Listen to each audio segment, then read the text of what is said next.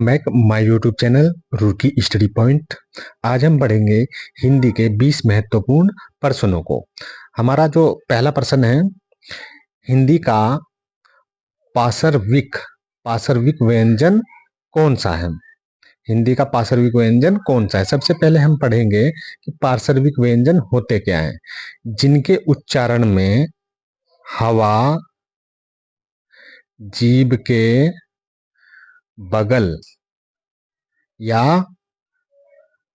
पार्श्वों से निकल जाती है, उसे पार्श्विक व्यंजन कहते हैं। दोबारा, जिनके उच्चारण में हवा जीभ के बगल या पार्श्व से निकल जाती है, उसे पार्श्विक व्यंजन कहते हैं। तो हिंदी का पार्श्विक व्यंजन कौन सा है?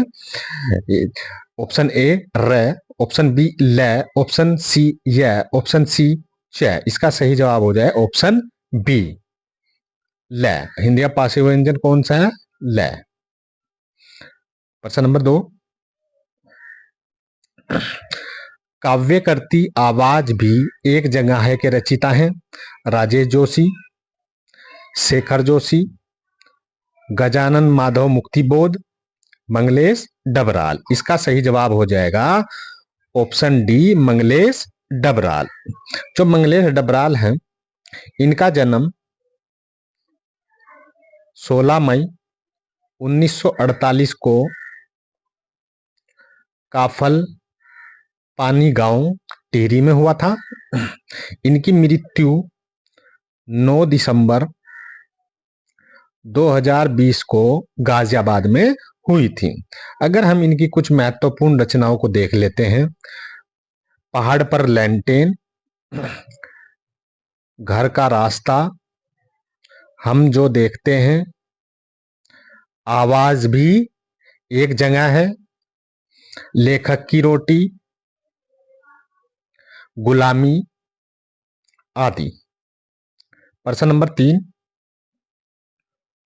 इनमें से कुमाऊनी बोली की उपबोली है। कुमाऊनी बोली की उपबोली है। पहले हम कुमाऊनी बोली के प्रकार देखते हैं, यह कितने प्रकार की है। कुमाऊनी बोली हमारी 4 प्रकार की है। पूर्वी कुमाऊनी, पश्चिमी कुमाऊनी, उत्तरी कुमाऊनी व दक्षिणी कुमाऊनी। हमारी जो पूर्वी कुमाऊनी है, इसमें आ जाएगी कुमैया, सोरियाली, सिराली, अस्कोटी। पश्चिमी कुमाऊनी में खर, खस, परजिया, गंगोई, चोगा, खरिया, दानपुरिया। उत्तरी कुमाऊनी में 2 भाषाएं आ जाएगी हमारी, जोहारी व भोटिया। दक्षिणी कुमाऊनी में हमारी रंच भैंसी, जो रंच भैंसी है वह नैनीताल की कुमाऊनी कही जाती है। ठीक है, रच भैंसी दक्षिणी कुमाऊनी में। तो हमारी जो इसमें कौन सा आ गया हमारा हमारा इसमें खस परजिया। तो इनमें से कुमाऊनी बोली की बोली कौन सी है? खस परजिया। खस परजिया कौन सी? जो हमारी कुमाऊनी है। कुमाऊनी भाषा कितने प्रकार है? 3, पूर्वी कुमाऊनी, पश्चिमी कुमाऊनी, उत्तरी कुमाऊनी, दक्षिणी कुमाऊनी। तो खस परजिया हमारी कौन सी उसमें पड़ती है? पश्चिमी कुमाऊनी में खस परजिया पड़ती है। प्रश्न नंबर 4, महादेवी वर्मा की रचना नहीं है। श्रृंखला की कड़िया, ऑप्शन ए बी अतीत के चलचित्र, सी साहित्य का सरे और परे, स्मृति की रेखाएं। तो इसका सही जवाब हो जाएगा ऑप्शन सी साहित्य का सरे और परे। यह महादेवी वर्मा की रचना नहीं है। यह किसने लिख रखी है? साहित्य का सरे और परे जैनेन्द्र कुमार की रचना है। जैनेन्द्र कुमार। प्रश्न नंबर 5, संयुक्त व्यंजन आज्ञा की संरचना है। सबसे पहले हम देखते हैं कि हमारे संयुक्त व्यंजन क्या होते हैं। संयुक्त व्यंजन जहां 2 या 2 से अधिक व्यंजनों का संयोग हो, जहां दो या दो से अधिक व्यंजनों का संयोग हो वहां कौन होता है? संयुक्त व्यंजन होता है। इन व्यंजनों को, संयुक्त व्यंजनों को व्यंजन गुच्छ भी कहा जाता है। व्यंजन गुच्छ भी कहा जाता है। तो हमने दो चीजें इसमें देखी। संयुक्त व्यंजन किसे कहते हैं? जहां दो या दो से अधिक व्यंजनों का संयोग हो। संयुक्त व्यंजन को व्यंजन गुच्छ भी कहा जाता है। हमारे जो संयुक्त व्यंजन है, संयुक्त व्यंजनों की संख्या 4 है। अक्षय, त्रय, अज्ञा, श्री वाला श्रय। ठीक है, तो जो हमारा संयुक्त व्यंजन कितने हमारे? 4 हैं। अक्षय, त्रय, अज्ञा, श्रय। अक्षय, जब हम अक्षय का हम बनाएंगे कि यह दो व्यंजनों के योग से बनता है, तो इसका संधि विच्छेद क्या हो जाएगा? कै, हलंत, प्लस पेट पटा श। त्रय का त प्लस र।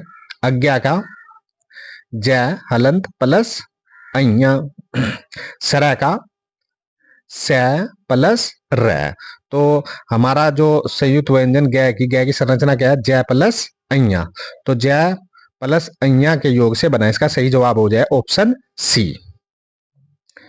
इनमें से संयुक्त स्वर है। इनमें से संयुक्त स्वर है। सबसे पहले हम देखते हैं संयुक्त स्वर क्या होता है। वे स्वर जो विजातीय,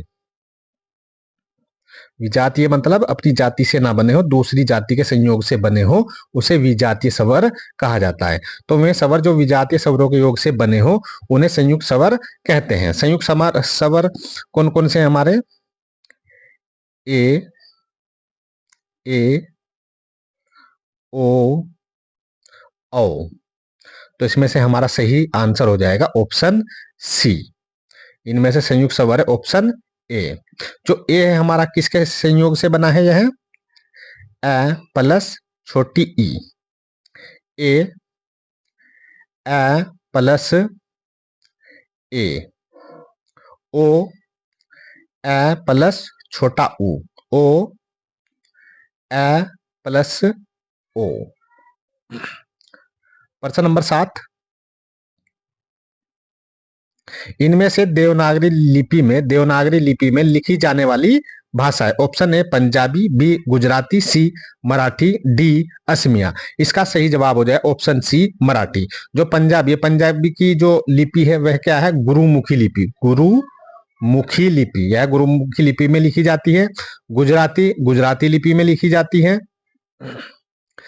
मराठी देवनागरी लिपि में लिखी जाती है। असमिया लिपि में लिखी जाती है। प्रश्न नंबर 8, इनमें से चंद्रमा का पर्यायवाची शब्द नहीं है। राकेश, मयंक, सोम, अर्क। तो हमारा इसमें सही जवाब हो जाएगा ऑप्शन डी अर्क। अर्क कहाँ का पर्यायवाची है? अग्नि का। अग्नि। अर्क कहाँ का पर्यायवाची है? अग्नि का। राकेश, मयंक, सोम ये चंद्रमा के पर्यायवाची है। प्रश्न नंबर 9, अन्वीक्षण शब्द में कौन सी संधि है? अन्वीक्षण, देखो अन्वीक्षण में कौन सी संधि है? ऑप्शन ए यण संधि, बी गुण संधि, सी दीर्घ संधि, डी वृद्धि संधि। तो इसका सही जवाब हो जाए ऑप्शन ए यण संधि। यण संधि की पहचान क्या है? जहां य, र, ल, वै से पहले अगर आधा शब्द दिख जाए तो वहां कौन संधि होगी? यण संधि होगी। यह इसकी ट्रिक है, बहुत महत्वपूर्ण ट्रिक है। इसको बच्चों आप याद रखोगे। जो अन्वीक्षण यानी कि यण संधि की पहचान है उसकी ट्रिक क्या है? यदि य, र, ल, वै से पहले आधा शब्द हो। देखो यहाँ अन्वीक्षण वै से पहले क्या है? न है। वै से पहले क्या है? न है। तो यह आधा शब्द है, तो यहाँ कौन संधि हो जाएगी? यण संधि हो जाएगी। प्रश्न नंबर 10, वर्तनी की दृष्टि से इनमें से शुद्ध शब्द कौन सा है? कवित्री, कवयित्री,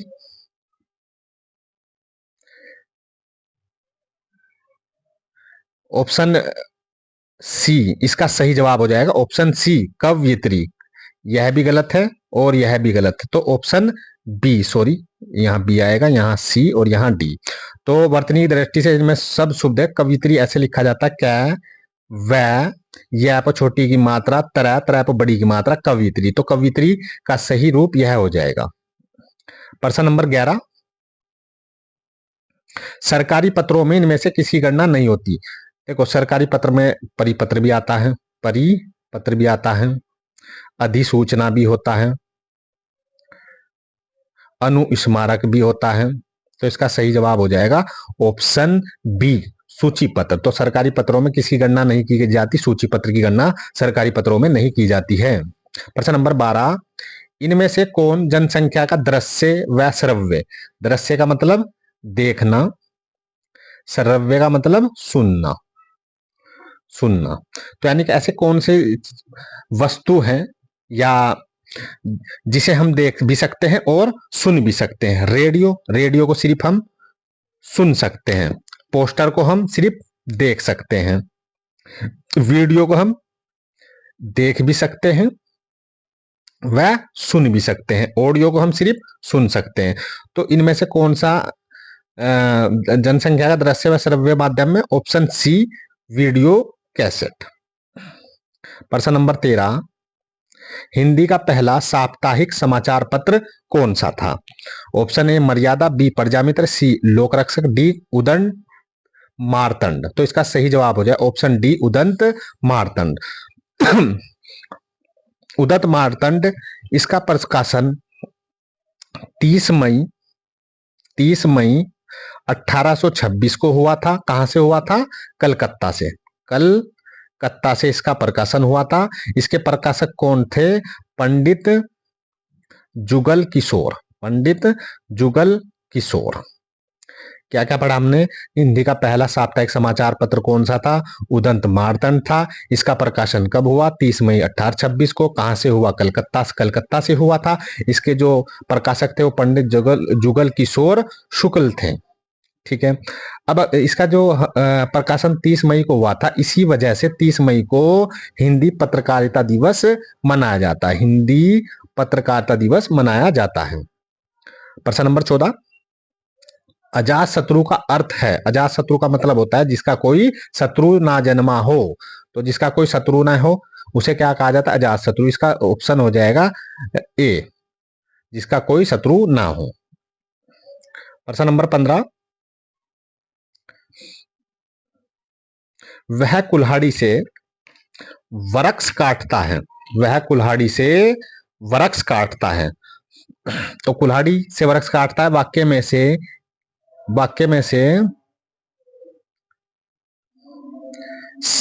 किस कारक चिन्ह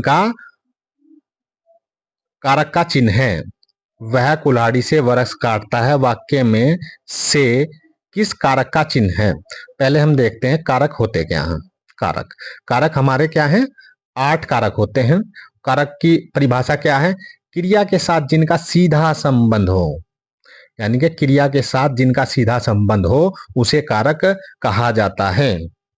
ठीक है, अपादान कारक का कहां प्रयोग होता है, अपादान कारक का प्रयोग होता है जहां कोई वस्तु अलग हो रही, जैसे पेड़ से पत्ता गिरा, पेड़ से पत्ता गिरा, तो पत्ता क्या है, पेड़ से अलग हो गया, तो यहाँ कौन सा कारक होता, अपादान कारक। करण, करण का प्रयोग होगा जहां से या द्वारा का प्रयोग होगा। तो देखो वह कुल्हाड़ी से वृक्ष काटता है, ठीक है, तो से इसमें क्या आ जाएगा, इसका सही जवाब हो जाएगा करण कारक। संबंध का कारक का प्रयोग कहां होता है, जहां दो पदों का सीधा संबंध हो, तो इसकी पहचान क्या होगी, जहां का, की, के शब्द आएंगे। संप्रदान कारक का प्रयोग कहां होता है, इसकी पहचान के लिए, के लिए। ठीक है, जहां के लिए शब्द होगा वहां कौन कारक होगा, संप्रदान कारक वहां होगा। प्रश्न नंबर 16, उल्टे बांस बरेली को, उल्टे बांस बरेली को, यानी कि इसका मतलब हो गया विपरीत कार्य करना। ठीक है, तो इसका ऑप्शन सी हो जाए, विपरीत कार्य करना।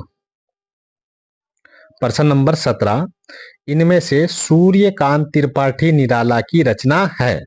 सबसे पहले हम देखेंगे ऑप्शन ए जनता का आदमी, बी उषा, सी बादल राग, डी सहर्ष स्वीकारा।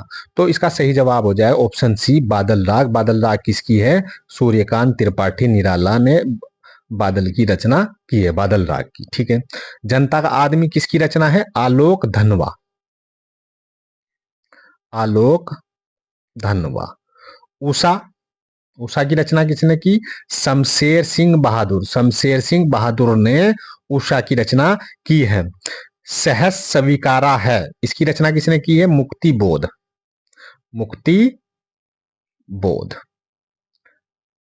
प्रश्न नंबर 18, इनमें से तलब शब्द का अर्थ नहीं है। तलब, सबसे पहले हम देखते हैं तलब होता क्या है। तलब शब्द का अर्थ क्या होता है? तलब का मतलब होता है मुझे उसकी बहुत तलब हो रही है। तलब का मतलब चाहना, चाह।